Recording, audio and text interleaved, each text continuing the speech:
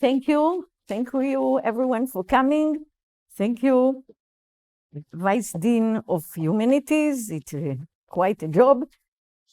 For research, and even more, thank you for coming to give opening remarks.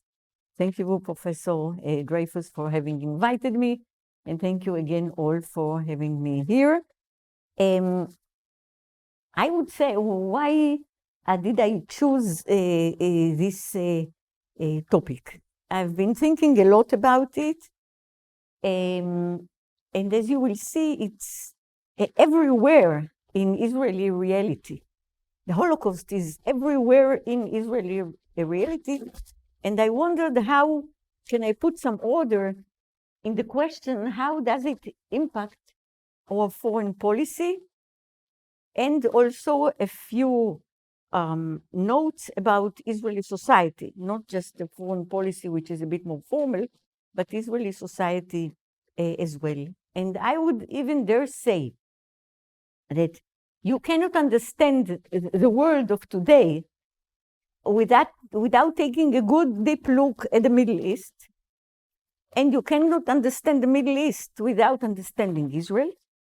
And you cannot understand Israel without understanding what's the role of the Holocaust in Israeli life. So I think we're touching upon a basic problem. Now, I will open with a few examples. Then I will try to formulate the two main questions. We were taught that you have to have a research question when you work. Okay, so I have the two of them. Then I'll speak about Israeli demography, give you examples of prime ministers and what their relation to the Holocaust was and what did they say about it. I tried to read their speeches, the writing and the speeches especially during Holocaust Memorial Days, but on other occasions as well, like visits to Germany, visits to Auschwitz, Mauthausen, etc. And with a number of notes of more questions regarding the impact of the Holocaust on Israeli society. Okay, so that's our big plan for today. And I will start with a number of examples. Well, first example that struck me at least very much, very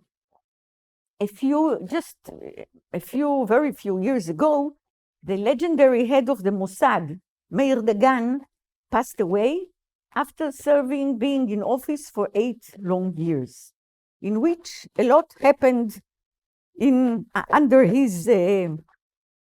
his presence and command. Now, when he before ending his job, he was allowed at last to give an interview, and he gave a long interview in which he said that in his office there is a photo of his grandfather kneeling before being shot by the Germans, and this photo is on the wall. Well, he took it away when he finished, but it was there all the time. And whenever he had to make a cardinal decision, he consulted with the photo and with his grandfather. So nothing, he didn't reach any decision without thinking about his grandfather kneeling and being shot. Okay, Shimon Peres, a known name, was prime minister. He had all possible jobs and a very successful president.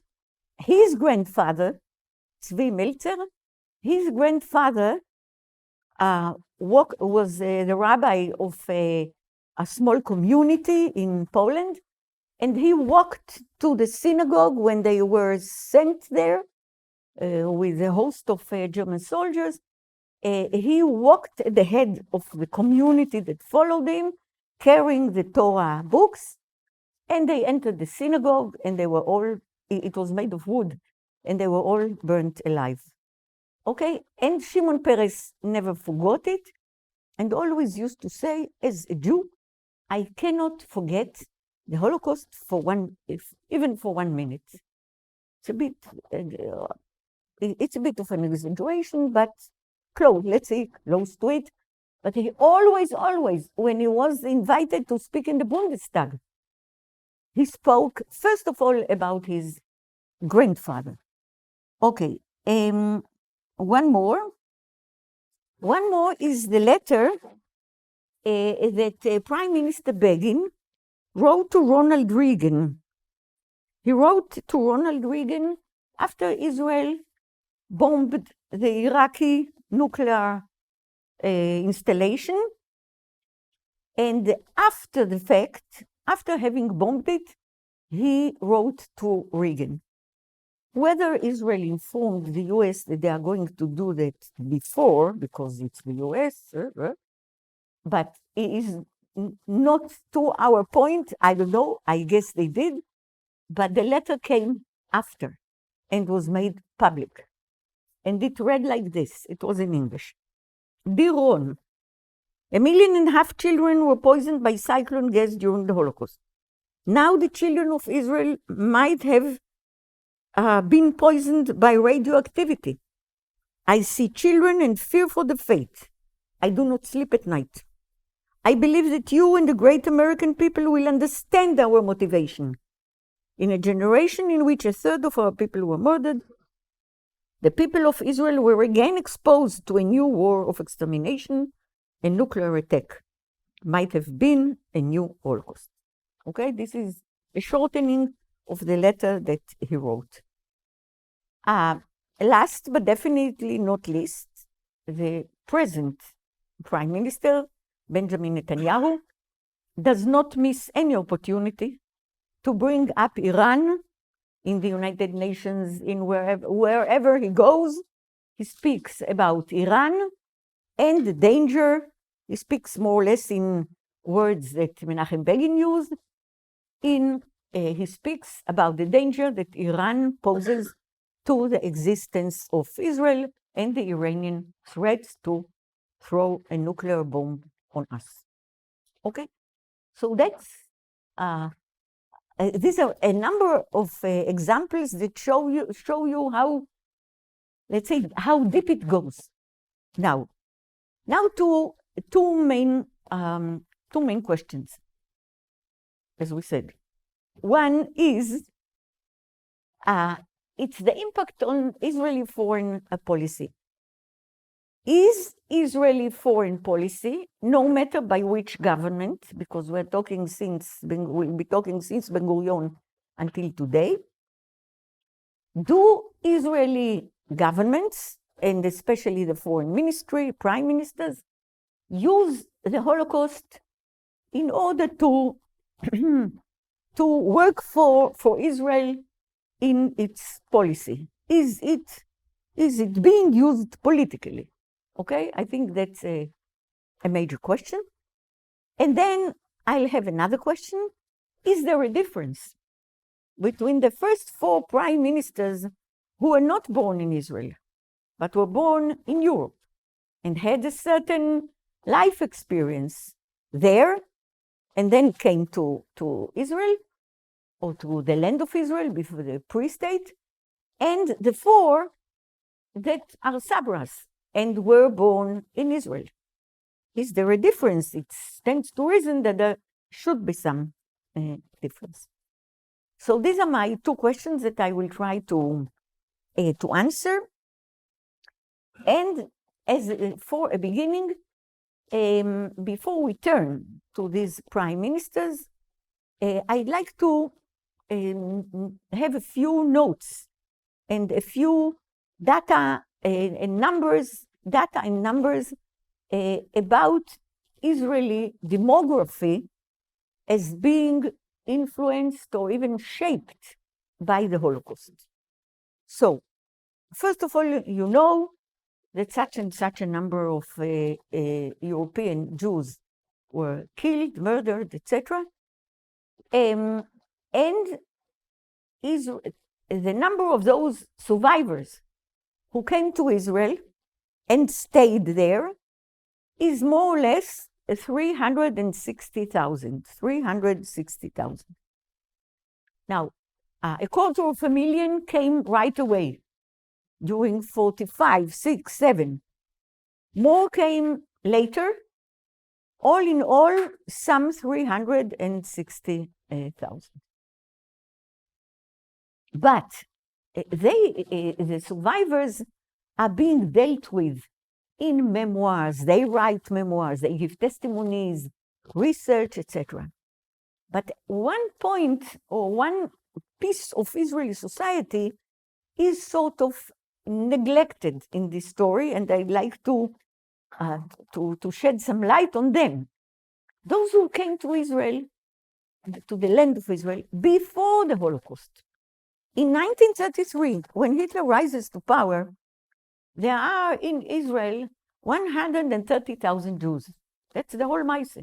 130,000, what is it? It's half of Bat Yam and Holon of today. It's okay. In 1939, you already had close to 500,000 because they were fleeing from Europe, started fleeing from Germany, other countries, and came, and there was almost 500,000.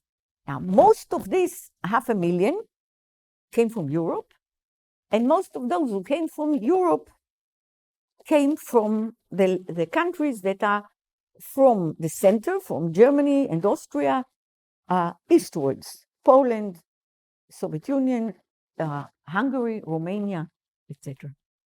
Which means if they came from the center and eastwards, that they also lost their families. They are not survivors. They were in the land of Israel, but they definitely lost their families. Which means, and their number was again more or less the same, 320,000, as much as I could calculate, people who lost their families, who were youngsters, who were sent, pioneers, students, etc., in hoping that their families would come later, but obviously they didn't. And they also were, now they were, or at the end of the war, they were young people with no families. So when Israel began its life, its existence in 1948, you had more or less 750,000 people who lost their families and were they created new families instead of families that they had, but they lacked, as families, they lacked the generational levels. There were no uncles, there were no fathers, grandfathers, grandmothers, etc. At the same time came a large number, almost the same number, a bit more, of Jews from Muslim countries, were not affected mostly, except for North Africa, but in another way. They came to the land of Israel with families, proper families, 3 generations, grandfathers, grandmothers, fathers, sons, etc.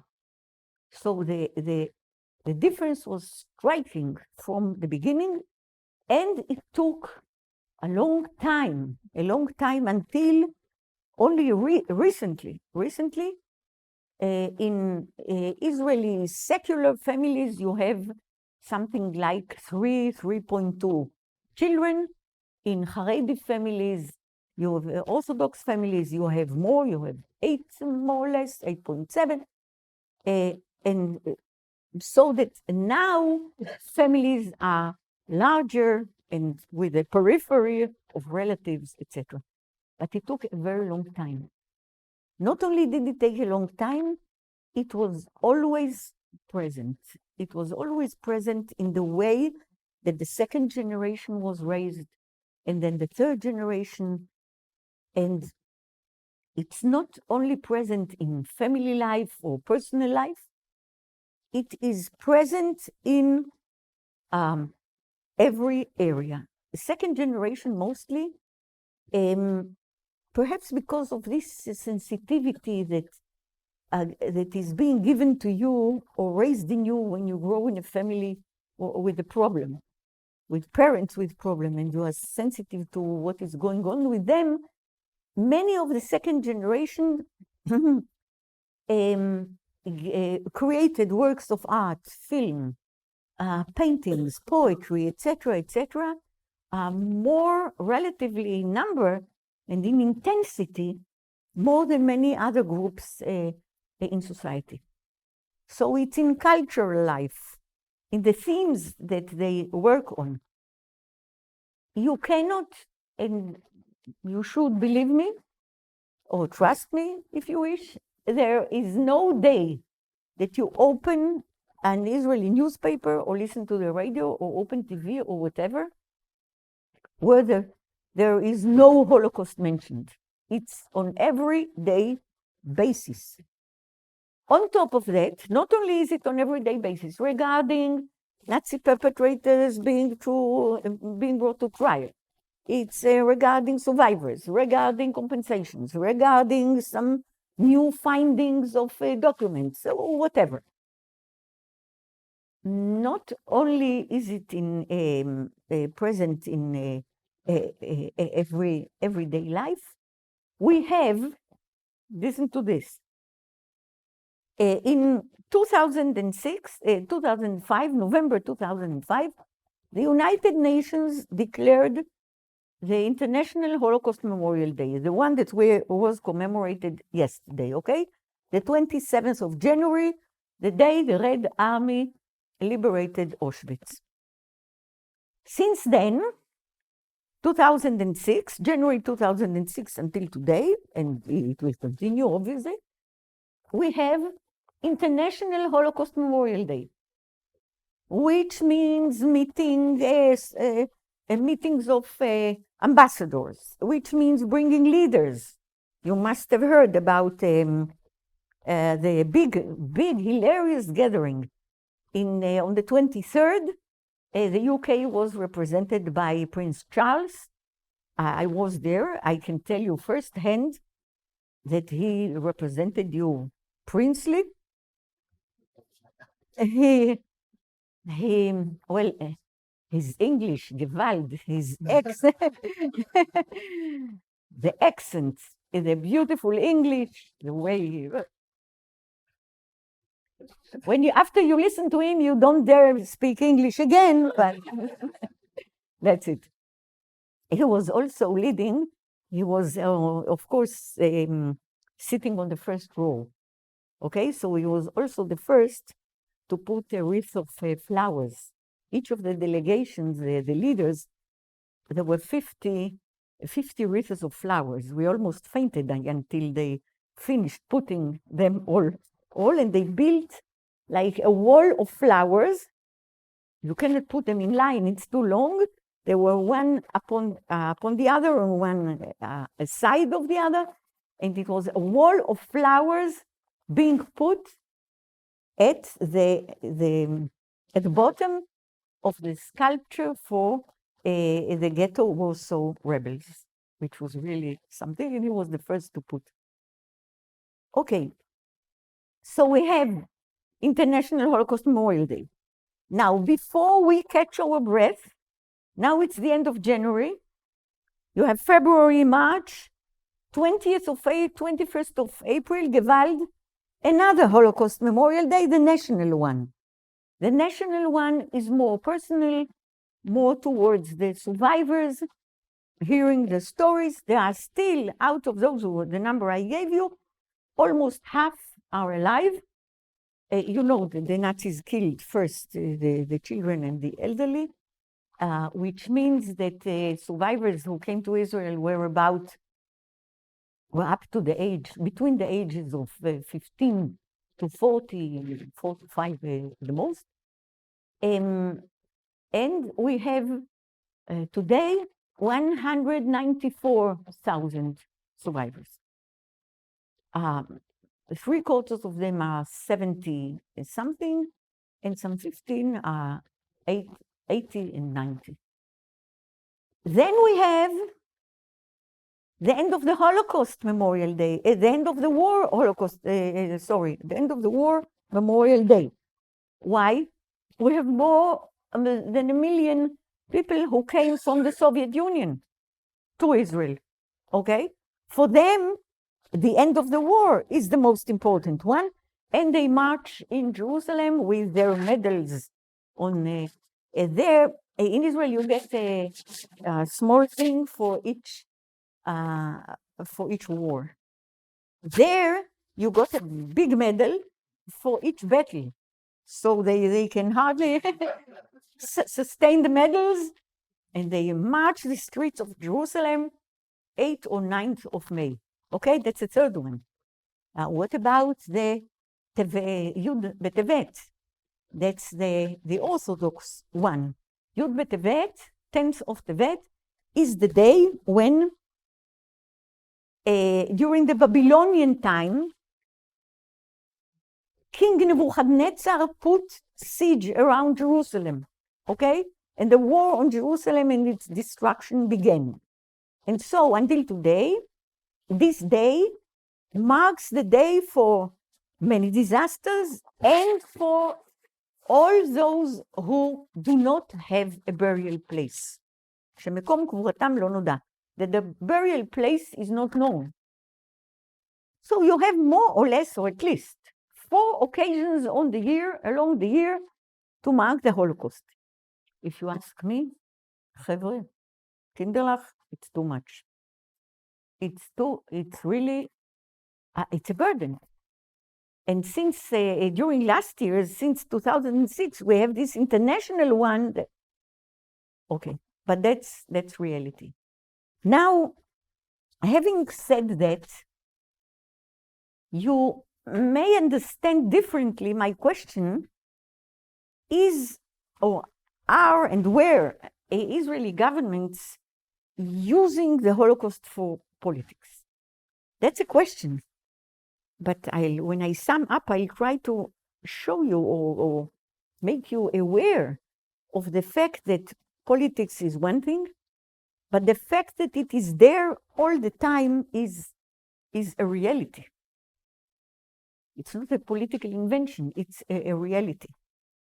Okay, let's now take a look at the Prime Minister. I'll see if I studied my lesson here well.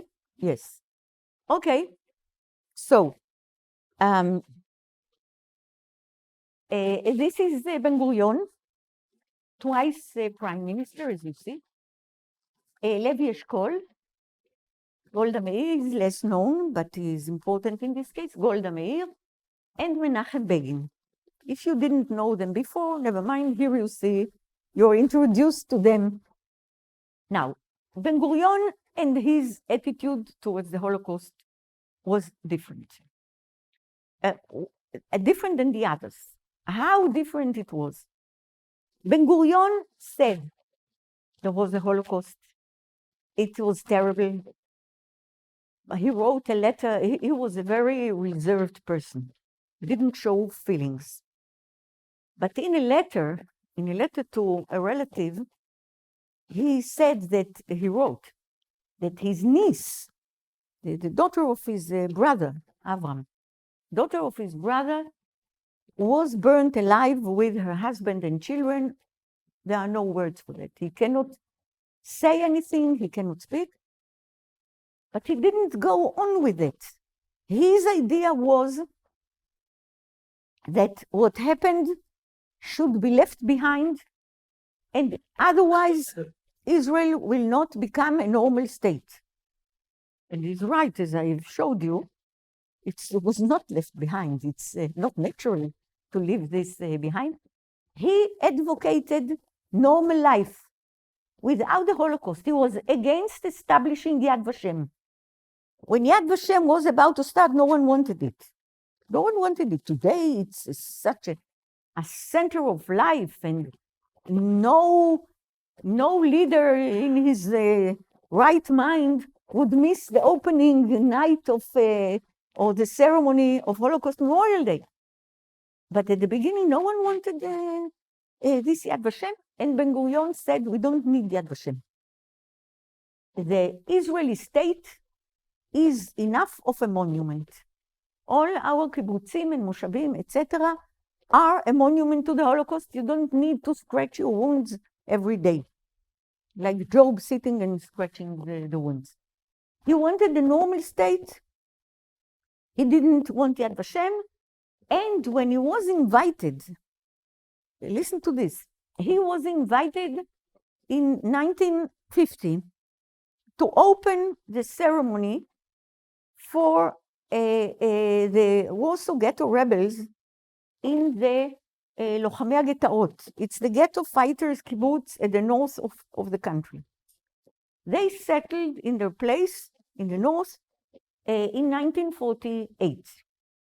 In 1949, they already had, everyone lived in tents, simple tents. That was what was for a living at that time. But they had two huts. One was the dining room, and the other one was a museum that they started from scratch for their friends and comrades that were killed in the Holocaust, and for the Holocaust in general. 1950, they called upon David Ben-Gurion to come to the ceremony and speak. And he wrote them a letter.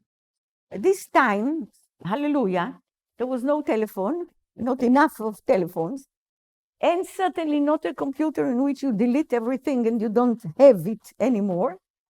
So we have his letter, and he said, I will not come. I appreciate what you did. We respect you all.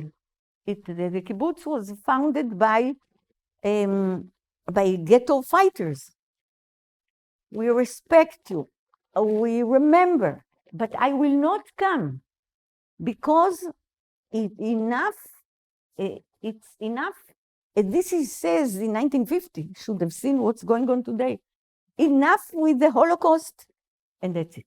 And he didn't come. Moreover, he said something interesting. You know that the International Holocaust Memorial Day is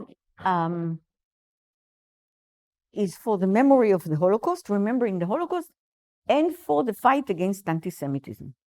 So it's a point to read what Ben-Gurion had to say about anti-Semitism and anti-Semites.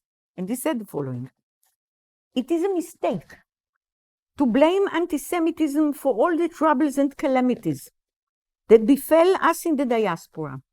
We, who are different from any nation, assume that others will accept us with love and friendship. And if they do not, we are angry and attribute it to the wickedness. It is inconceivable that nations will adapt their reality to the existence and mentality of this universal outsider called Judaism. Universal outsider called Judaism. The source of our trouble is not the wickedness of the Gentiles. They originate in our abnormal status, stateless people. We'll have a state, we'll be normal, that's it.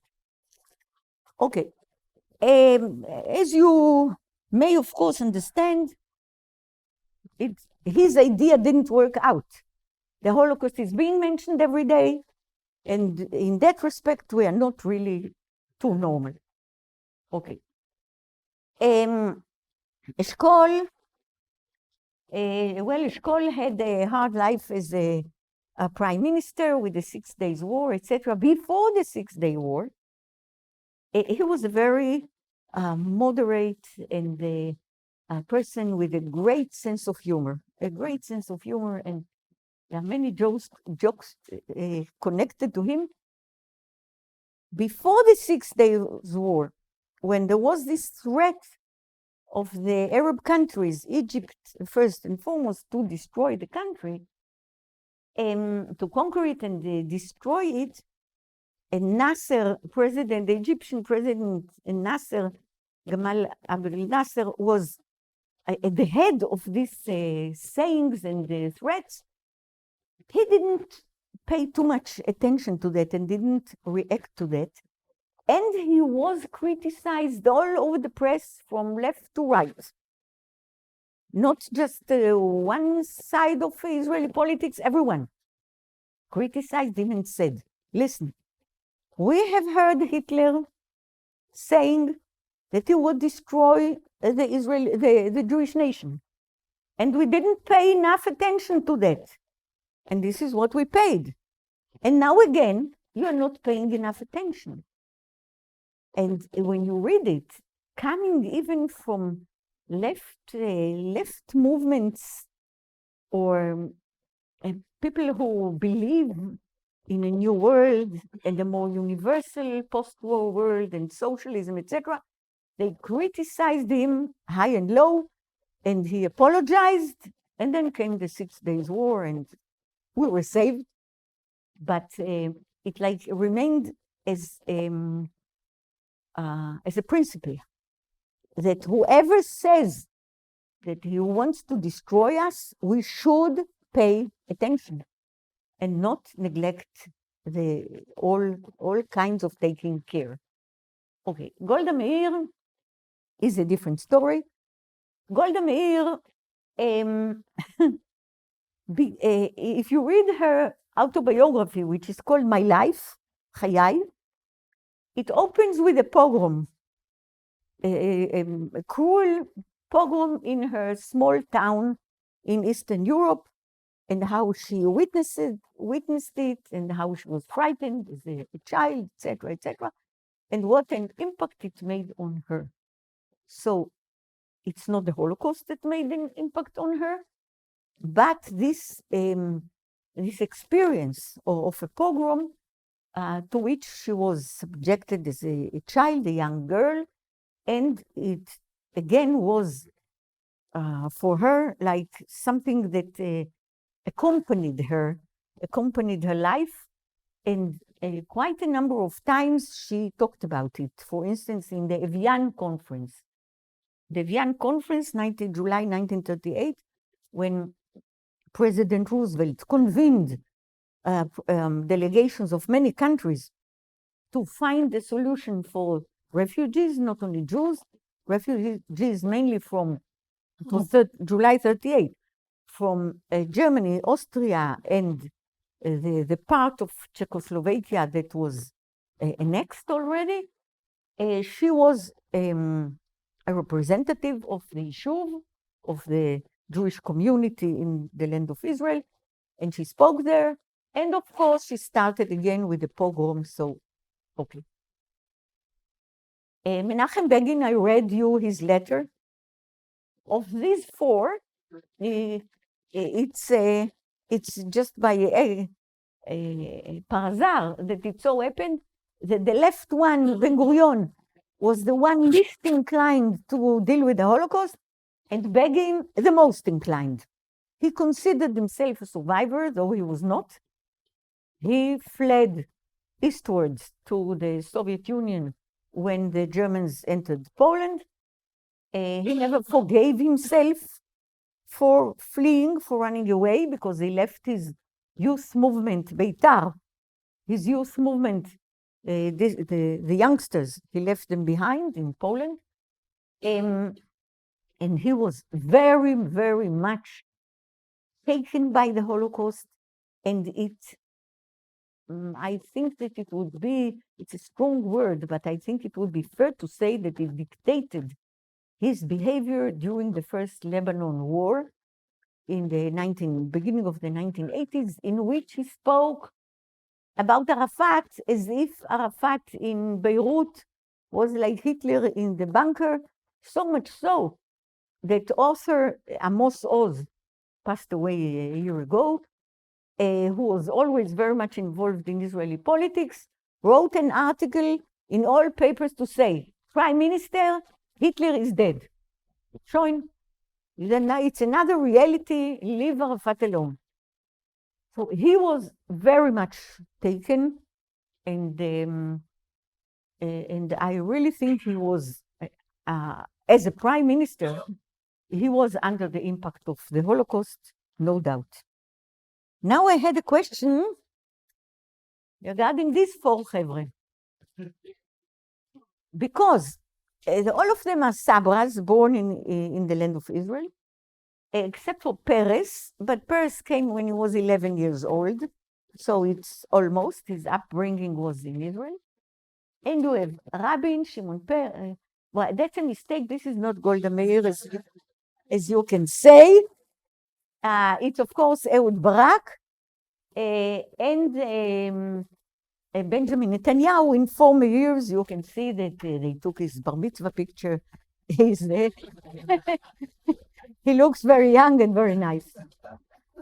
Okay, so is there a difference between the first four who were not born in the land of Israel and these other four in their relation to the Holocaust? Did they speak differently? Did they behave differently? And it stands to reason to ask this question because they have not personally undergone any of the calamities or the troubles or disasters of the Holocaust. They were born already in Israel. But when you read them, it's the same thing. There is, I try to read, as I told you, their speeches in Holocaust Memorial Days, and not only that, but also when they visited, invited to speak in Germany, in former camps, etc. And I collected all this, and I can assure you that all of them speak more or less in the same vein, which means Peres, I told you about his grandfather, that he doesn't forget, and about him saying once and again, as a Jew, I am not capable, I'm not able to forget the Holocaust or the horrors of the Holocaust, even for 1 minute. Our capacities as a nation, the capacities that we show in industry, in science, etc., come from the abyss, spring from the abyss of the Holocaust. What an expression, very, and more. Okay? Now, Rabin, also in Rabin is the emblem of the Sabra, who fought in the 48 war, and grew up and had all this basic Israeli education, but he said the same. You cannot ignore any anti-Semitic phenomenon, any desecration of a synagogue, any desecration of a tomb in cemeteries, etc. A warning against the extreme right. The State of Israel is not just the only monument possible that stands on the tomb of our sisters and brothers who were killed.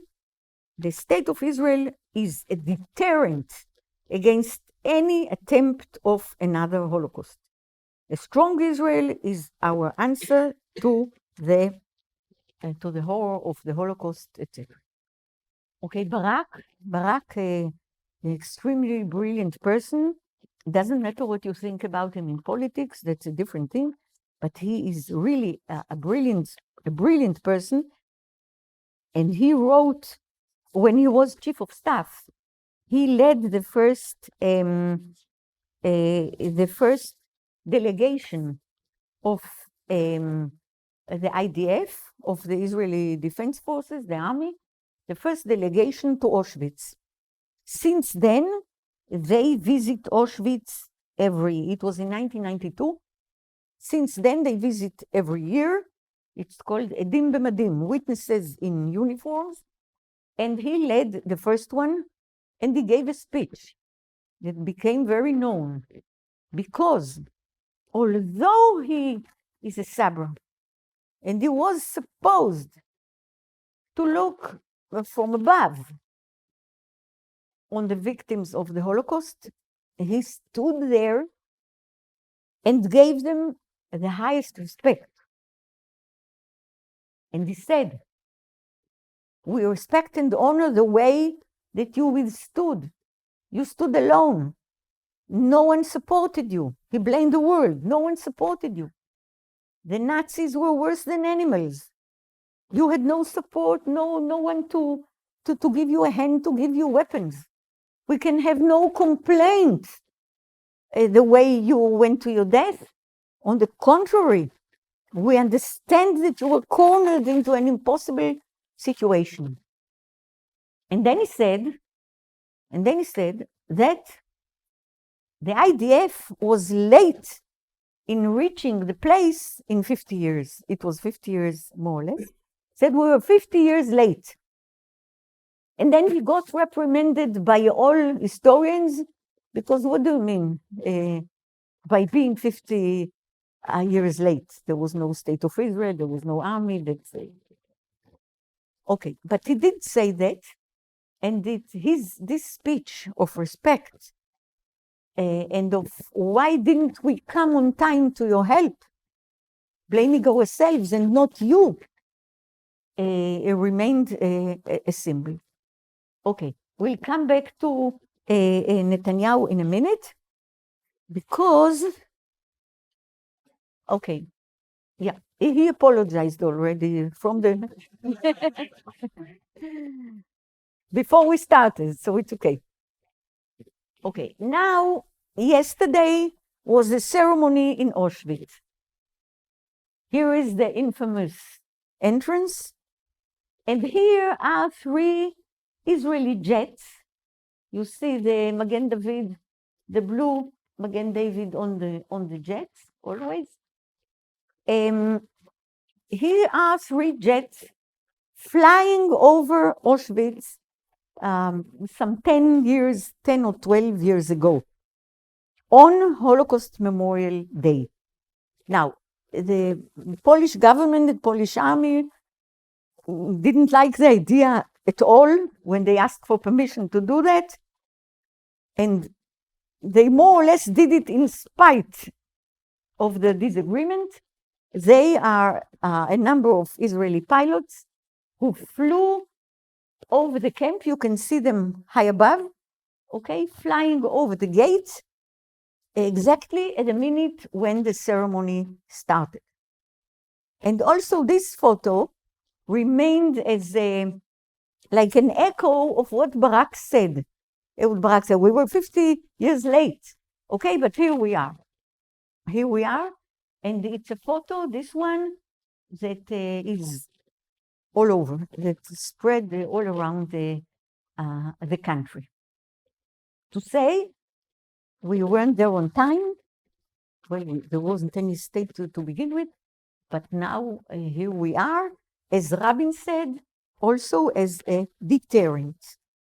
Okay. These are the prime ministers, and as I told you, I think there is, in the way they relate to the Holocaust, there is no basic difference. Moreover, the younger ones even speak more about it than Ben-Gurion wanted them to, and also more than Golda Meir spoke about it, or Eshkol. It was Begin who spoke more, and the younger one go on, especially mentioning time and again on Holocaust Memorial Days is something that I share with you that I don't like. And this is that they all keep saying that Israel came out of the ashes of the Holocaust. Israel didn't come out of the ashes of the Holocaust. Israel came into being because of Zionism, because of Zionist movement and the building of the country. Imagine there was no Zionism, and at the end of the war, the place was empty. Where would the survivors have gone? And what would have happened? Zionism built the country. Of course, the Holocaust gave an impetus, gave energy. The survivors who came wanted to fight because they were not able to fight, and they were suffered humiliation and helplessness in Europe. But Israel did not come out of the ashes of the Holocaust. No country needs a Holocaust to be born. Now, more so, Moreover, former president of Iran, Ahmadinejad, was a great denier of the Holocaust. And he, you know that quite a number.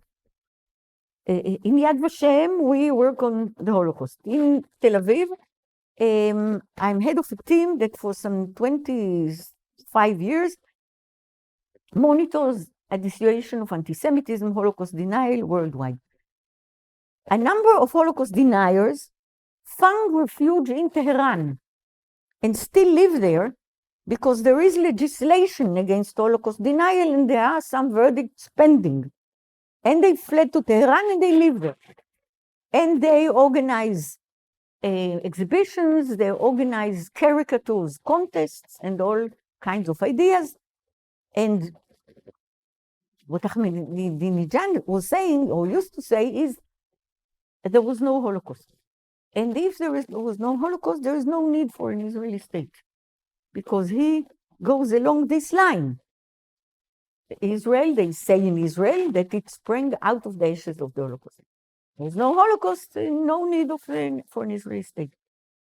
So I think, really, that our leaders, no matter from which side of the political map, should not say that Israel sprang out of the ashes. Of course, again, it gave motivation and impetus to fight and to keep the place. And the survivors never stopped saying it's a miracle, etc., etc., but it did not spring out of the ashes. Now, a few notes about Israeli society. One is society's attitude to weapon. Another is Israeli society to obedience. And the third one, the question of revenge. Okay, now, yeah. This is about weapons. What you see are lovely girls. This one is in a bar in Tel Aviv, probably. Okay, dressed comme il faut, but with an M16 hanging from her shoulder, and this one too on her bikini. Now, what is this all about? It is about the fact that weapons, starting with, perhaps you have heard about him, I'm sure, Abba Kovner, the poet and partisan from the Ghetto of Vilna, where he was one of those who established an underground, and then they went out to the forests and were partisans. They collected weapons, in small revolvers, parts of machine guns. They put up a Molotov cocktails and mines, and it was really all half homemade and half. It was poor, of course, but their attitude, he said, the weapons are sacred. Why sacred? Because they are the antithesis of being helpless. Because the Jewish people, the Holocaust happened not only because of what the Germans planned, etc., and the world didn't act, but we were helpless. And he said, and the feeling in Israel as well is that one should open the eyes and admit, not only blame the others, etc., but understand that we were at this point helpless. And therefore, weapon is not just a mechanical thing, something that you take and you defend yourself and you shoot when you have to. But it is like an insurance policy. It's something that you have to take as a deterrent, as something that defends you no matter which weapon. And you have to treat it properly. And we were, as soldiers, well, I didn't walk like this in a bikini. I was in another place. I did my military service as a cook on a border settlement in Engedi, when it was still a border settlement on the Jordanian before the 6-Day War, when it was still a border settlement on the border with Jordan. So we did our share with the non-disciplined non-disciplined clothing, but you are taught from the zero moment that you enter the army that you don't part with your weapon no matter what happens. No matter what happens, you walk with it, you sleep with it, all the time. Okay, so this I gave you as an example. What do you do when you are a girl on vacation and you want to go to the beach? Okay, you go with another friend. When you are in the water, you give her your M16 and then you switch back. Okay. Another point is we are a non-disciplined society. I hate to tell you, but we are definitely a non-disciplined and non-obedient society. When an Israeli sees a sign that says no entrance, he says, no entrance. Why did he say no entrance? Who is the idiot who put this sign? Takes it aside and walks in. We are non-disciplined. And why are we non-disciplined? And I can tell you a few things that we did in this Judean desert that I better not tell you. Why are we? A sociologist and others believe, and historians as well, that this is an outcome of the Holocaust. Because why was the Holocaust possible? We said that Germany, the Allies, the helplessness, of course.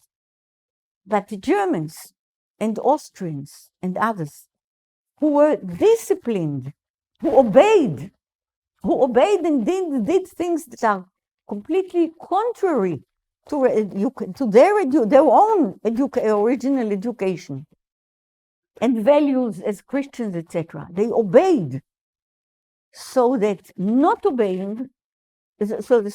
obeying is not a principle in Israeli life. It's not a virtue. First think, okay? First think, and then obey. And it causes many problems, of course, sometimes in the army as well. But that's how it is. You are taught not to be obedient, but to first think, okay? If you agree or you don't agree to what you are being told to do. And there is no doubt that the fact that disciplined and obedient Germans and Austrians were at the head of all this anti-Jewish, anti-Slav, anti-Tsiganism, anti-all other people has to do with that. And we are definitely a non-obedient and non-disciplined society. I can tell you, are they recording the whole thing? Okay, so I will say, so I can tell you that one day we are driving to Jerusalem, and the driver is the head of the Yad Vashem directorate at the time, a former partisan pilot. He had a whole Holocaust story, and now we had another story there. And at that time, they were building a new road to Jerusalem, okay? They were building a new road, and there was a large barrier that said no entrance. So he stops, and he said, Dina, get off the car, take the barrier aside. I did, which I did. And then he drove a bit, I put the barrier back, and we went on. Head of the Yad Vashem directorate. Okay. Now, one more point, and then we'll end with Netanyahu. Still okay? Yeah. The third point is revenge. I just now, as Professor Dreyfus was kind enough to tell you, published a book that raised a lot of interest in Israel, and is being now translated to a few more languages. And the book is about a group that this poet and partisan Abba Kovner organized, 50 youngsters, most of them partisans, ghetto fighters, underground movements, escaping from death marches, etc., activists, decided to kill 6 million Germans. 6 for 6. And the story is a fascinating one. And I will not enter to that because it's another lecture. Perhaps when the book comes out in English, I'll come again. But because your Manchester is really a surprise, you know that wherever you go, what is Manchester? Manchester United. Then, but and today I was shown so many treasures and beautiful places in this lovely city. So the fact is, of course, they didn't succeed, as you know.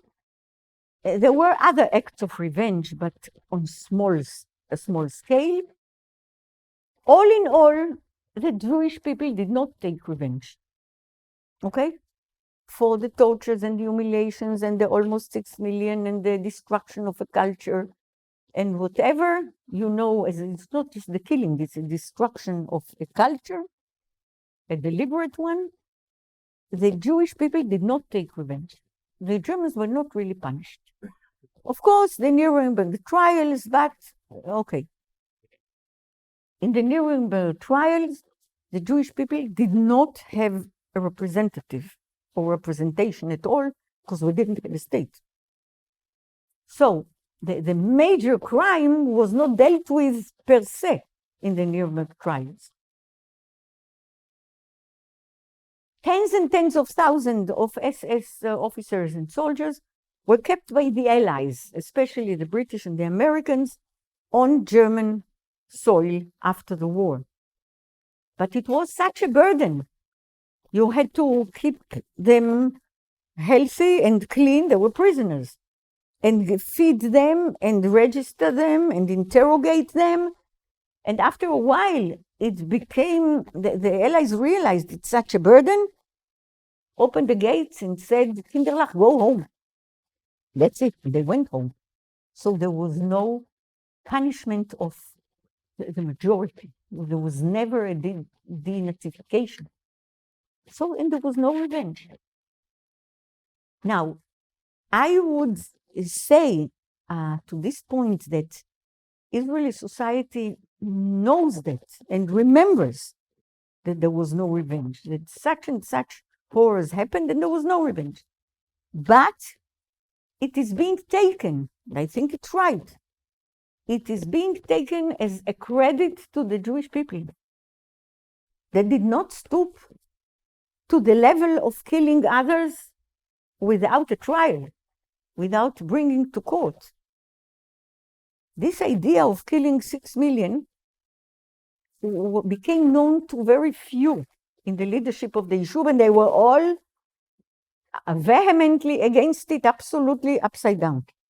Hurting SS officers, this group that I wrote about put poison on the loaves of bread that was distributed to prisoners. Oh, that's okay. To hurt SS, that's, of course, selbstverständlich. But not the 6 million, definitely not. So that it is to the credit of the Jewish people that instead of taking revenge, they decided to go on.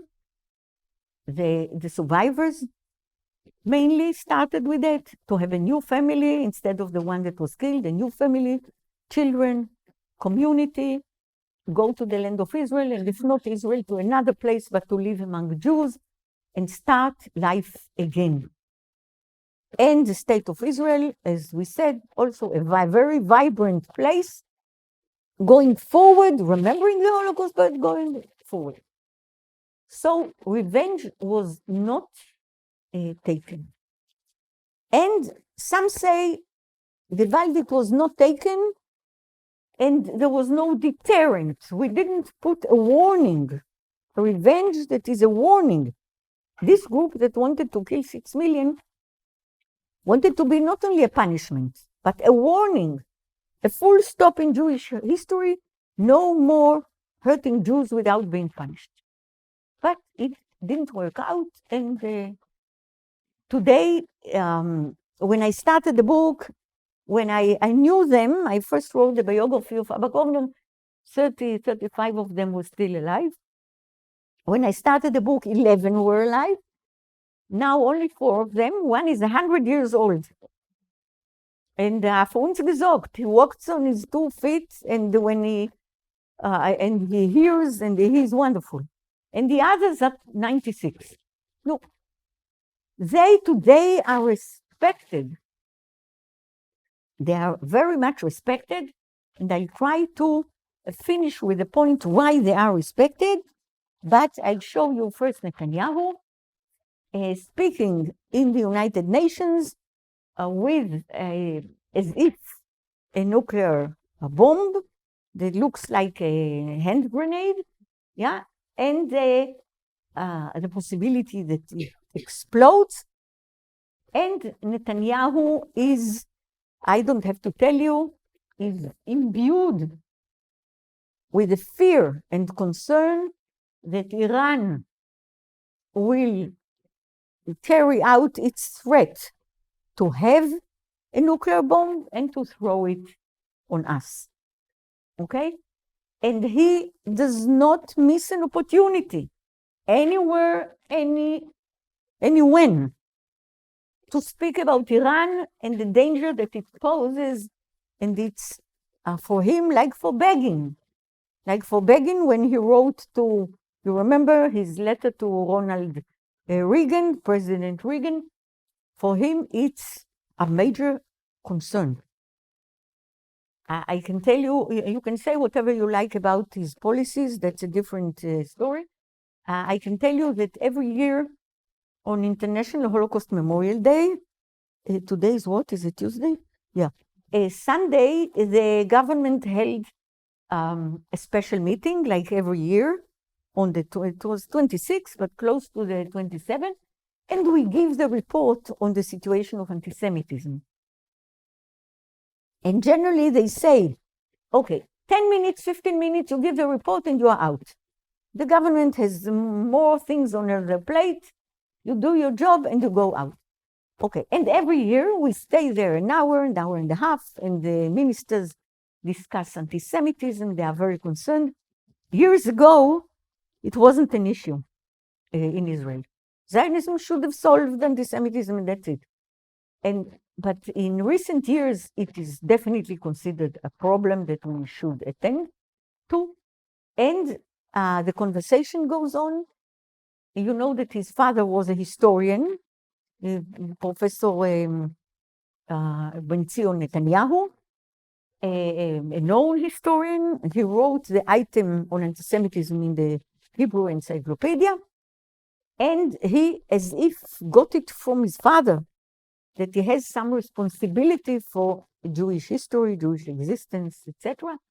And the conversation always goes on for at least an hour and a half. Okay, we'll finish here by saying that to our first question, is there a political use? There is, no doubt. Every prime minister, every government tries to waive the Holocaust in order to get more security, more compensation, more allies, more sympathy, no doubt. But it is not a thing in itself. It is based on the reality of the presence of the Holocaust in Israeli society, which is so deep and so far-reaching that there is, and it's a common feeling. It's like sharing a common fate. So much so that a famous poet, Dalia Rabikovich, said that the Holocaust was like a hand grenade that exploded, and each of us got a little splinter, a little piece in us. So it's everywhere and everyone. So you cannot separate. I think you cannot separate. Is there a difference between the first generation of prime minister and the second one? Not exactly. On the contrary, these of today, the Sabras, speak no less about the Holocaust. Why are my Avengers, the group of Avengers that I wrote about, so respected today? They are very well received and respected. And why? Because Israeli society more or less made peace with Germany. We are on the most excellent relations with Germany, culturally speaking, industrial, science, military equipment. Angela Merkel is our best friend in the European Union, etc., etc. We did not formally forgive, certainly not. There wasn't any word like this. But we have come to terms with Germany. And this group is like a road sign that said, hey, we did it too quickly. They were not punished. It's very nice not to take revenge. But where is the warning for future generations? So their idea, of course, is a terrible one. What do you mean by 6 million people? But the idea of warning, the punishment of warning that was not carried out, is being taken seriously today.